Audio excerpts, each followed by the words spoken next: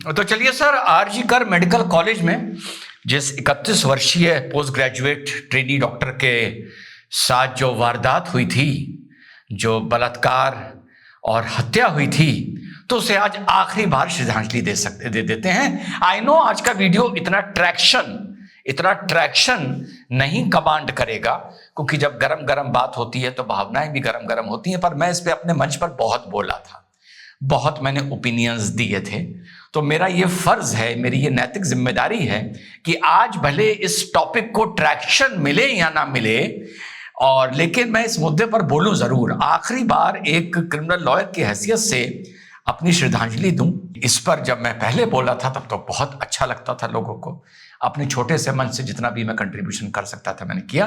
तो एक बार चलो आखिरी बार उस महिला को श्रद्धांजलि दे देते हैं, और थोड़ा सा पूरा घटनाक्रम एक बार फिर से अपने जहनों में उसे श्रद्धांजलि के तौर पर, है ना, उसे श्रद्धांजलि के तौर पर एक बार फिर से पूरा घटनाक्रम दोहराते हैं और देखते हैं कि दीदी ने क्या गुगली मारी, या ये कहें दीदी ने क्या हेलीकॉप्टर शॉट मारी, कि सारा मैटर ही एक झटके में उन्होंने खत्म कर दिया।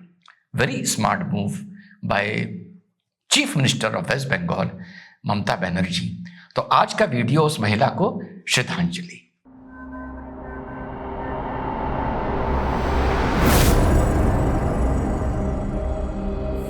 हेलो, नमस्कार, सत श्री अकाल, अस्सलाम वालेकुम। कैसे हैं जनाब? 9 अगस्त की रात की 2 और 3 बजे के बीच की ये घटना है।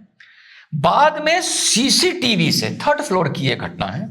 आरजी कर मेडिकल कॉलेज की घटना है, जहां पर सड़कों पर लोग रात को रहते हैं। आप किसी भी मेडिकल कॉलेज चले जाइए, सड़कों पे लोग सो रहे हैं, जो तीमारदार होते हैं कॉरिडोर में सो रहे हैं, नर्सेज घूम रही हैं, डॉक्टर्स के राउंड लग रहे हैं, नाइट इमरजेंसी भी काम कर रही है। तो ये सब वहाँ चलता रहता है ना। पेशेंट भी जगे हुए हैं, कोई रो रहा है, कोई बैठा है, किसी को नींद नहीं आ रही है। तो 3rd फ्लोर पर ये जो महिला थी, जो नए लोग जुड़े हैं उनको शायद पता नहीं, इस मुद्दे पर मैं बहुत बोला था। मैं मणिपुर के मुद्दे पर भी बहुत बोला था। कल बड़ी अजीब गलती हो गई कि एक नए बंदे से मेरे एडमिन का एग्जाम था, उसने बोल दिया कि उसको प्राइवेट करके इतना पोर्शन, कुछ एक स्टैटिस्टिक्स गलत हो गई थी। कल के वीडियो में जो मैंने केरला के बलात्कार पर बनाया था, जिस पर सेकुलर पार्टियां सब चुप है, इंडिया लाइन सब चुप है, तो उसने प्राइवेट करके किया जाता है एडिट, उसने डिलीट मार दिया और 1 घंटा मुझे पता ही नहीं चला कि वो वीडियो डिलीट हो गया है। पर एनीवे मैंने कहा जाने दो। तो साहब वो 3rd फ्लोर पर वो सोने जाती है रात को, और ये जो संजय रॉय था, ये वहां की सिविक सर्विस से कोई कनेक्टेड था, पुलिस से कनेक्टेड था। ये अब ये बताते हैं, ये रिपोर्ट्स बताती हैं, वो कोई ब्रॉथल होके आता है, ब्रॉथल गया था। सही बात है, क्यों गया होगा ये आप लोगों को पता है, ये बड़ा इंपॉर्टेंट है, यहाँ पर इंपॉर्टेंट किया था। और ये भी बताया गया था, आज मैंने अपने एडिटर को बोलूंगा कि कोई एडिट मत करना, ठीक, आज दिल की बात होने दो। तो उसने ही वेंट टू 2 ब्रॉथल्स, ठीक। फिर वो आता है और वो चलता जाता है, लिफ्ट से जाता है या स्टेयरकेस से जाता है, 3rd फ्लोर पर जाता है। फिर उसके अंदर आग भड़क रही है। तीसरा, 2 ब्रॉथल हो चुका है, लेकिन फिर से उसके अंदर आग भड़क रही है। अब वो जाता है और उसको पता है वो कहाँ सो रही है, ठीक, और वो जाकर उसका बलात्कार कर देता है और मार देता है, ठीक। तो मैंने इस पर बहुत से सवाल उठाए थे। तो मैंने कहा कि यार कोई चीख नहीं, कोई आवाज नहीं। और मजे की बात ये थी, खैर ये मजे की बात मैं बाद में बताता हूँ, मजे की बात देखो क्या एरनी है। तो मैंने कहा कोई चीख नहीं, कोई आवाज नहीं, कुछ नहीं। तो थोड़े से महाज्ञानी आ गए, जिनको क्रिमिनल लॉ का सीन ही पता होगा, कहने लगे सर वो बॉक्सर था। थोड़े से 2 4 5 आ जाते हैं ना जल्दीबाजी में कमेंट करने, कि थोड़ा ट्रैक्शन मिल जाए हमसे। तो उसने एक बॉक्स मारा होगा, लड़की बेहोश हो गई, है ना। तो मैंने कहा यार तुम लोग पूरा वीडियो या तो सुना करो, ऐसे सेंसिटिव माहौल में बेवकूफी के कमेंट ना किया करो, ठीक। तो मैंने उन लोगों से ये बोला, 4-5 थे, ज्यादा नहीं थे, ऐसे मूर्ख। तो मैंने कहा कि यार अगर एक बॉक्स में वो बेहोश हो गई थी, चश्मा टूट के आंखों में घुस गया था, एक शोल्डर डिसलोकेट हो गया था, एक पेल्विक का लिगामेंट रप्चर हो गया था, और इतनी चोटें थी, तो वो बेहोश पड़ी हुई थी और वो उसे मार रहा था। मैंने कहा सोच समझ के कमेंट किया करो, बड़े धरातल का जुड़ा, बड़ा ग्रास रूट लेवल का क्रिमिनल लॉयर हूं, है ना। तो अगर एक बॉक्स में बेहोश हो गई थी तो ये बाकी चोटें नहीं होनी चाहिए थी। और मैंने कहा ये जो संजय रॉय था इस पर भी कुछ इंजरीज बताई जा रही हैं, नोचने के निशान बताए जा रहे हैं, स्क्रैचिंग के निशान, उसके नेल से इसके टिश्यूज बरामद हुए थे संजय रॉय के। तो मैंने कहा वो बेहोश उसे नोच भी रही थी। तो फिर से रिक्वेस्ट करता हूं, बड़ा सेंसिटिव मुद्दा है, तो सोच समझ के कमेंट करना कि एक धरातल से जुड़ा, छोटा ही सही पर धरातल से बहुत ग्रास रूट वाला क्रिमिनल लॉयर ने इस पर अपने ओपिनियंस दिए थे। और जहां वो कॉरिडोर चलता हुआ गया वहां उसे सब जानते थे, क्योंकि वो वहीं आता जाता था, वहीं उसकी एक तरह से ड्यूटी लगी हुई थी।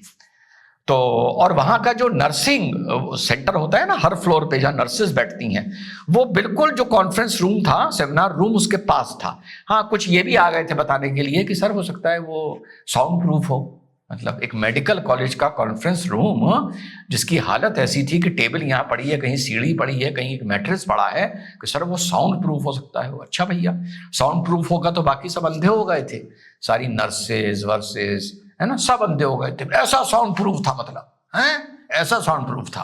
खैर, तो इसको अब आज सजा सुनाई दी जाएगी जब तक शायद आप वीडियो देख रहे होंगे। सीबीआई ने डेथ सेंटेंस मांगा है, सीबीआई भी कह रही है कि टंगा दो। इसने अपने बयान में आखिरी बार ये बोला है कि एक आईपीएस इन्वॉल्व है इसमें और मुझे फंसाया जा रहा है। मैं कोई संजय रॉय को सैंक्शन नहीं दे रहा हूं, पर ये उसने बोला है तो किसी ने कुछ नहीं सुना। ठीक, अब दीदी ने क्या गुगली फेंकी, दीदी ने कहा मैटर को शांत करने का तरीका क्या है, अगर कोलकाता की पुलिस इसको इन्वेस्टिगेट करती रहेगी तो यार देश में बड़ा हल्ला मचता रहेगा। दीदी ने कहा सीबीआई को दे दो, सीबीआई को दे दो, सीबीआई को दे दो। सीबीआई को दे दिया, जैसे सीबीआई को दे दिया हल्ला बंद। अब सीबीआई से जो पूछे मतलब वो अमित शाह से पूछ रहा है, मतलब वो अमित शाह पे सवाल उठा रहा है, क्योंकि अलग अलग तरह का मीडिया ना, अलग अलग तरह का लोग हैं। तो जैसे कुछ केरल के दलित बच्ची का जो बलात्कार हुआ है, जो 13 साल से 18 साल के बीच में 65 लोग पकड़े जा रहे हैं, 62, 63, उस पर कोई कुछ नहीं बोलेगा। कोई कठुआ का जो केस हुआ था उस पर मातम करेगा, कोई मणिपुर पर नहीं बोलेगा, कोई किसी पे नहीं बोलेगा। तो एनीवे, तो जैसे सीबीआई को दिया सब शांत के अब ना बोलो भैया, अब इस पर गड़बड़ हो जाएगी अगर बोलोगे तो। ब्रॉडकास्टर, यूट्यूबर, एक सेक्शन ऑफ मीडिया पे जैसे बटा हुआ है, सब चुप हो गए। अब दीदी भी चुप, और यही जजमेंट कि एक ही आदमी ने सब किया।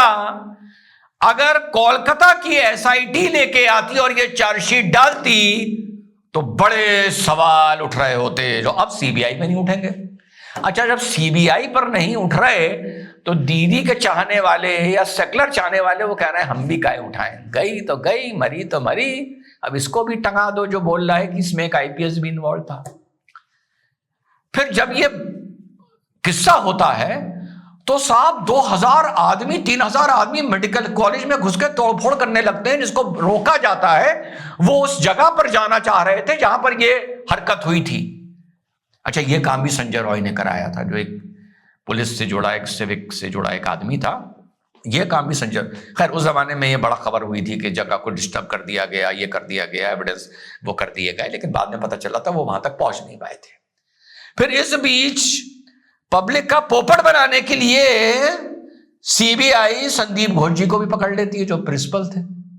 उन्हें किसी उसमें पकड़ती है, फाइनेंशियल इरेगुलरिटी में, और सबूत मिटाने के आरोप में भी पकड़ती है।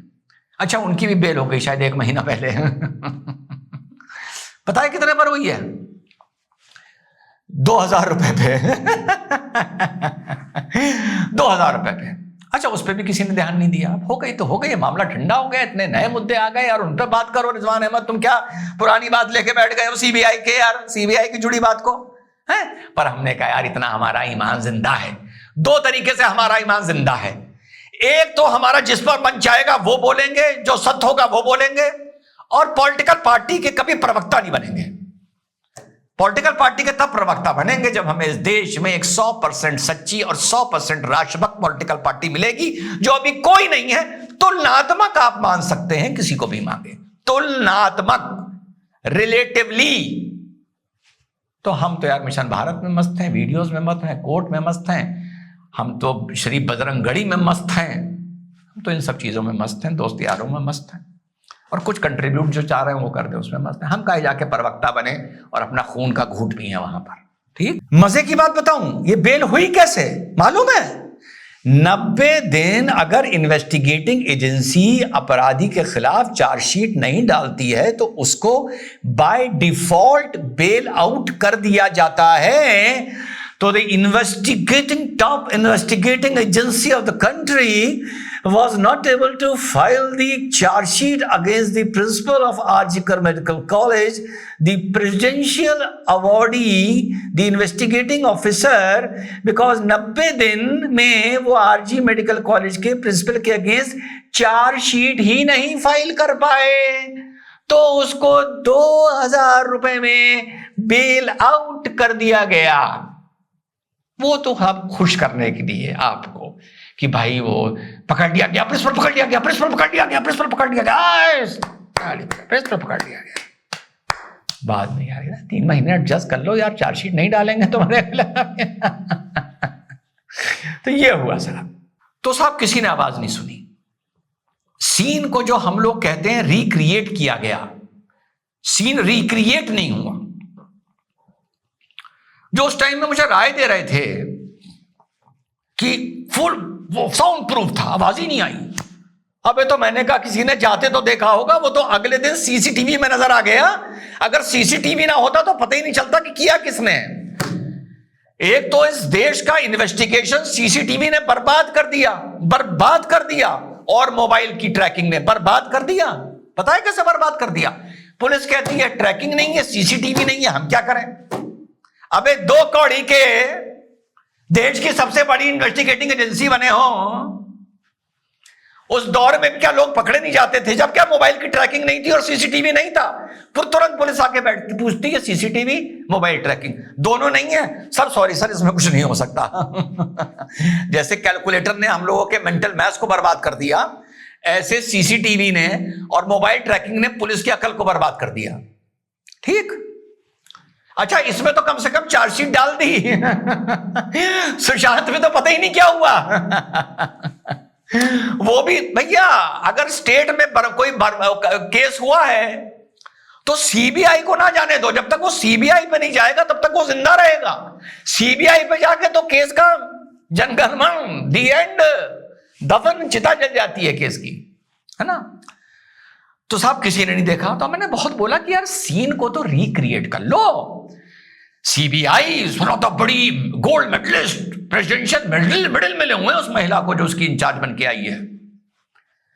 तो हमने बहुत बोला कि भैया इसको सीन तो रिक्रिएट करो, और सीन रिक्रिएट करने में ये ना क्रिएट करो कि कहां पर हुआ। और हां, फॉरेंसिक की ये रिपोर्ट आ गई है कि जिस रूम में उस महिला का शव मिला था वहां कोई भी स्ट्रगल नहीं हुआ, कोई भी बायोलॉजिकल स्पेसिमेंस वहां नहीं है, कोई सीमेन, ब्लड, डेड सेल्स, हेयर कुछ नहीं है। सिर्फ उस मैट पर है जिस पर वो लेटी मिली थी, अधनग्न मरी हुई, सिर्फ उस मैट पर हैं।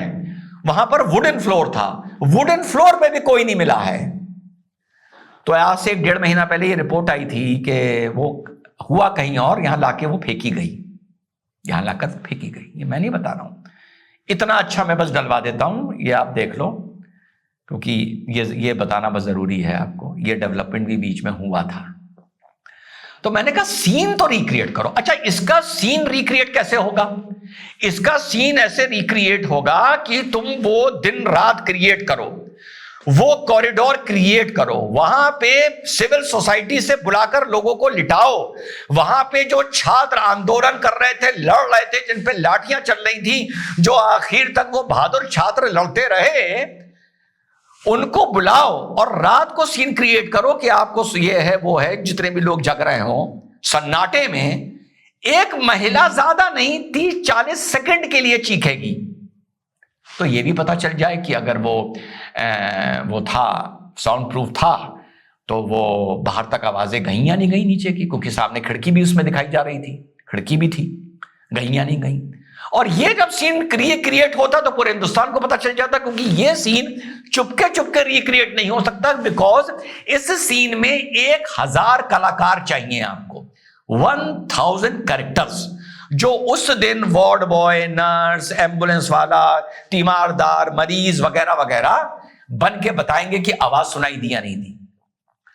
तो the presidential awardee, the investigating officer of the CBI ने ये सीन रिक्रिएट नहीं किया, क्योंकि ये सीन रिक्रिएट होता तो ये तुरंत पब्लिक डोमेन में आ जाता, क्योंकि जब 1000 आदमियों के साथ ये तमाशा किया जाता, वहां पर ये सीन रिक्रिएट होता तो तमाशा बनता तो सामने आ जाता।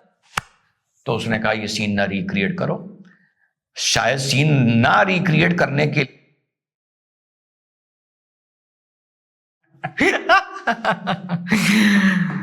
तो ये हुआ भाई, तो वो सीन भी रिक्रिएट नहीं हुआ। एक आदमी ने सब कुछ करा, वो बता रहा है आईपीएस इन्वॉल्व था। तो कुल मिलाकर ये आखिरी श्रद्धांजलि है उस महिला को, और इसी लगे हाथ सुशांत सिंह राजपूत को भी श्रद्धांजलि दे देते हैं, सीबीआई के नाम की श्रद्धांजलि दे देते हैं। तो ये भैया पूरा किस्सा है जो हुआ है। और एक चीज आप लोगों ने और देखी होगी, जो बच्चे वहां के स्टूडेंट लड़ रहे थे, बोल रहे थे, जब 3000 आदमियों ने अटैक किया था, जब उनसे भी वो लड़े थे, अटैक ही हुआ था। एक चीज देखी आपने, कोई बाइट अभी तक अगर देखी हो, जैसे मीडिया घुसता है नर्सिस की कोई बात, अब कोई कह देगा एकदम से क्या नहीं आ जाएगा, हो सकता है कोई डरी हुई हो, पर आदमी डरा हुआ भी होता है तो ये बोल देता है भाई मैंने तो कुछ नहीं सुना। तो आदमी सवाल पूछता है साहब आपकी रात को तो ड्यूटी यहां पर थी और ये रहा दरवाजा सेमिनार हॉल का, तो वो यही तो बोलेगी मैंने कुछ नहीं सुना, भले सुना हो, झूठ तो बोलेगी ना। अच्छा ऐसा झूठ भी कोई इंटरव्यू देखे आपने? इतने स्टूडेंट्स के, इतने नाइट ड्यूटी पे डॉक्टर्स होते हैं, ट्रेनीज होते हैं, वार्ड बॉयज होते हैं, बाहर सोने वाले होते हैं, अंदर सोने वाले होते हैं, नर्सेज होती हैं, उनकी कोई आप लोगों ने आज तक कोई ट्रैक किया कि उनकी बाइट्स कहां हैं? भले वो सच्ची हो, झूठी हो, डरी हुई हो, वो कुछ ना बोले, ट्रैक किया? जब 3000 आदमी हॉस्पिटल में अटैक करते हैं उससे रिलेटेड बाइट तो आपको मिल जाएंगी, लेकिन उस रात की आपको बाइट्स नहीं मिलेंगी कि भैया ये क्या, ये जो सेमिनार हॉल है क्या ये साउंड प्रूफ है? और किसी ने नहीं, बाद में भी नहीं, सब जगह प्रिजर्व कर ली गई। अरे प्रिजर्व कर ली गई तो उसके बाहर भी खड़े होकर सवाल तो पूछा जा सकता है कि साउंड प्रूफ था या नहीं था, कोई कागज है या नहीं है, और कैसा साउंड प्रूफ था, और कहां से आई वो लड़की जिसके पूरे सेमिनार हॉल में कहीं स्ट्रगल का निशान नहीं है और कहीं पूरे सेमिनार हॉल में कोई अदर स्पेसिमेंस नहीं मिले हैं सिवाय उस मैट के जो वुडन फ्लोर पे पड़ी थी जिसमें वो लड़की पड़ी हुई थी। कोई इन्वेस्टिगेटिव जर्नलिज्म हुआ ही नहीं, जो हर जगह होता रहता, स्टिंग ऑपरेशन। अच्छा छोड़ो, बताओ क्या हुआ था? कुछ नहीं हुआ। One of the best managed cases of the country. इसमें देश को लाख लाख बधाई, बहुत अच्छा मैनेजमेंट हुआ है इस केस में। और आखिरी श्रद्धांजलि के तौर पर ये मेरा वीडियो आप इस महिला के बारे में देख सकते हैं। जैसा भी आपको लगे वो एक अलग बात है, लेकिन मन थोड़ा सा हल्का हो जाता है ऐसी बात करने के बाद। That is all sir, thank you, जय हिंद, वंदे मातरम, खुदा हाफिज। 7 बजे मिलेंगे, इजराइल के मुद्दे पे मिलेंगे।